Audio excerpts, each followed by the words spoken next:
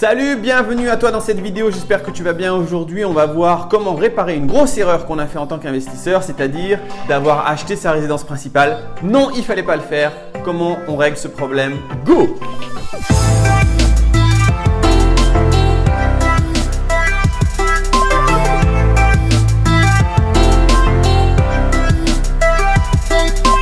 Donc, c'est très possible que avant que tu t'intéresses à l'investissement immobilier ou même peut-être après en ayant fait l'erreur, tu aies acheté ta résidence principale. Et maintenant, ça te met un peu dans la merde parce qu'en ayant acheté sa résidence principale, tu vas être pas mal coincé pour continuer, pour pouvoir acheter de l'immobilier en locatif, voire même la revente. Alors, il va falloir régler ce problème. Tu as plusieurs options. On va d'abord rappeler un petit détail que tu n'as peut-être pas vu dans la vidéo précédente, c'est que acheter sa résidence principale, c'est une erreur.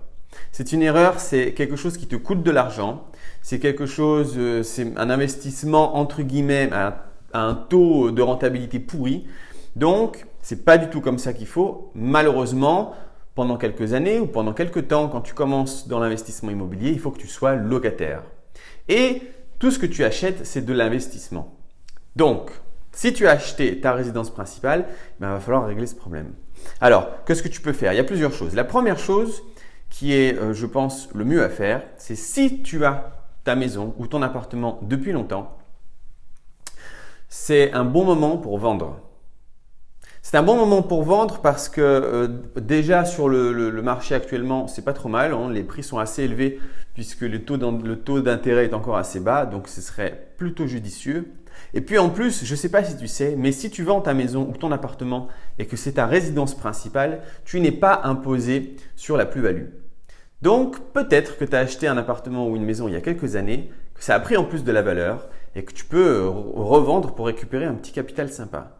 Alors je sais, ça fait chier, mais si tu peux te sortir de cette situation avec en plus peut-être 10, 20, 15, 30, 40 000 euros de côté, suite à la vente, tu auras un super départ parce que tu auras amassé un petit pactole et cet argent-là, plus tu as de l'épargne quand tu fais de l'investissement et mieux c'est.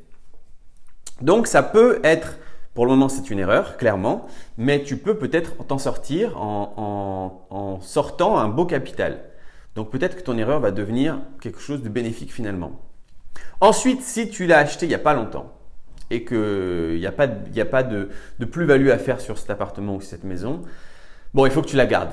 Mais il va falloir que tu penses, tu as fait une erreur, mais maintenant il faut réparer. Alors comment tu peux faire? Écoute, il y a deux solutions. Soit vraiment tu calcules et au final, si tu la vends, tu n'as rien gagné, tu n'as rien perdu. Peut-être que ça vaut le coup de le faire. De te débarrasser, c'était une erreur de parcours, c'est pas grave, tu vas recommencer différemment. En rachetant de l'immobilier avec un taux de rentabilité très élevé, puisqu'on cherche du 10, 15, 20%.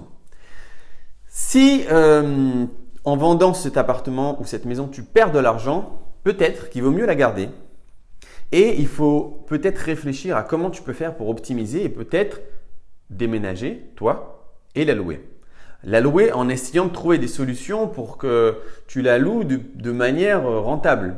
Donc, ce n'est pas évident puisque tu as déjà ton appartement, tu as déjà ta maison. Donc, ce n'est pas forcément le meilleur bien que tu aurais pu acheter pour faire du locatif. Mais c'est possible que tu as quelque chose d'assez grand pour le diviser en plusieurs chambres et donc faire de la colocation. Ou bien, vu qu'il est déjà meublé, puisque tu habites dedans, peut-être qu'il est très très beau. Finalement, s'il est très très beau, peut-être que tu peux louer en courte durée. Peut-être même qu'il y a une solution moins dramatique, c'est que tu peux le louer en courte durée, le plus possible, et puis quand il n'est pas loué, tu peux retourner dedans. Donc, tu as encore un chez toi un peu agréable, quelques jours par mois, et puis le reste du mois, tu le loues pour essayer de rentabiliser. Ben ouais, parce que c'est beaucoup moins cher de louer quelque part. Déjà, tu n'as pas la taxe foncière à payer, tu n'as pas les réparations à payer, tu n'as pas certaines charges de copropriété à payer. Et puis, au final, comme je te l'ai expliqué dans la vidéo précédente, quand tu vas louer chez quelqu'un d'autre, c'est le taux de rentabilité de cet appartement que tu loues. En général, il est pourri, il est 3, 4, 5%, tout comme ta maison si tu habites dedans d'ailleurs. Et donc, c'est beaucoup plus intelligent de partir de chez toi et puis d'essayer d'en faire un investissement rentable. Voilà. Il faut que tu réfléchisses puisque en réalité, tu es parti sur une mauvaise base, tu as fait une erreur depuis le départ. Donc, il faut que tu trouves une solution, que tu réfléchisses à toutes les possibilités possibles et imaginables pour réparer cette erreur.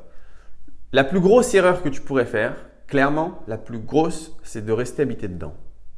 Si tu restes habité dedans sans rien faire, sans rien en faire, c'est vraiment dommage. Ça va vraiment te coincer, ça va vraiment te limiter.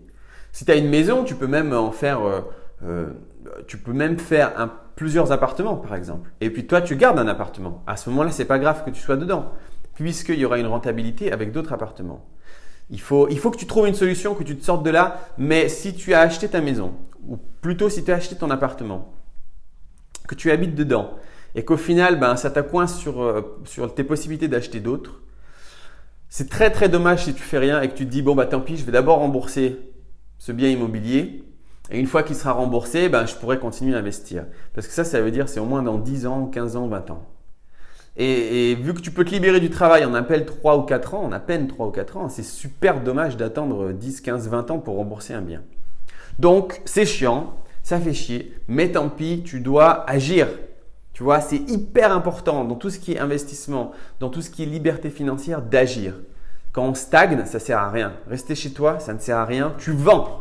Si tu ne peux pas vendre, tu loues de manière rentable. Et dans tous les cas, tu te casses de là. Voilà, désolé, c'est une mauvaise nouvelle, je sais, parce que ça va faire beaucoup de trafic. Mais en même temps, il faut faire un peu des efforts pour avoir la liberté financière, être en vacances tout le reste de ta vie. Je crois que ça, c'est pas non plus trop dégueulasse. Donc, si tu veux un appart, c'est pas mal. C'est tout pour aujourd'hui. Si cette vidéo t'a plu, tant mieux. Mets un petit pouce bleu pour me le dire. Si ce n'est pas déjà fait, tu peux t'abonner. Moi, je te laisse pour le moment. On se revoit la prochaine fois. Ciao, ciao.